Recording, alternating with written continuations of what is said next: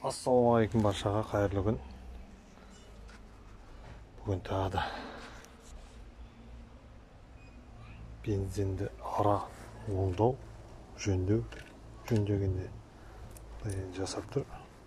Алдында ауыр жасағасын арды ашып қарап едім.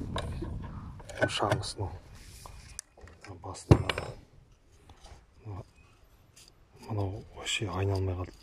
Айналады, бірақ қиын айналып тұрады.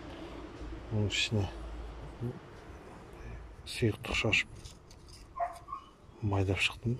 Мына тазалап, ішінен неше түрлі топырақ, менің ағаштың ұнтағы осындай тоқ болған екен. Соны тазаладым. Мен мұнан негізі өзі майданып тұру керек қой, қиылған майдан солай шығар деп ойлаймын мен. Сол майдан бағасын дұрыс істемеген. Сонымен мынадай литонмен майлап жүріп жатырмын. Мына жерде кішкентай тесігі бар, подшипник көрініп тұр. Сонымен литонның басын кішкентай ғана тесіп, инең жасуындай етіп, сонымен майлап жүріп едім. Негізі подшипниктерге қойылмай болған жақсы деп ойлаймын ғой, қайдан білейін. Сосын айта кетейін деген, көріне ме, көрмей ме, жарық көрсетейін. Мына ненің басын жеп қойыпты. Шестерінің басын жеп қойыпты.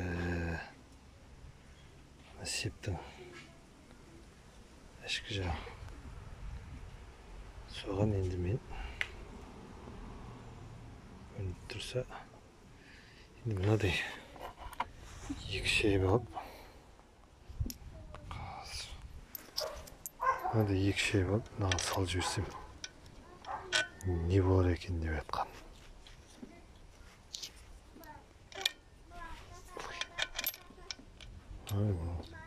Дәрістің қазір тиіп тұрған жер болар, мен алып жіберем.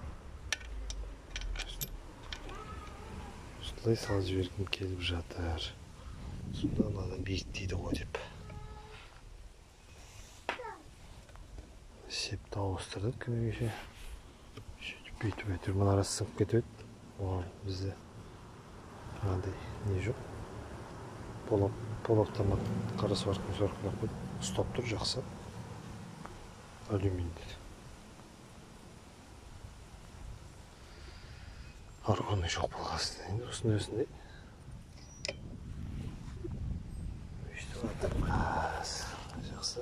Назарларыңызға рахмет. Істеріңізге сәттілік.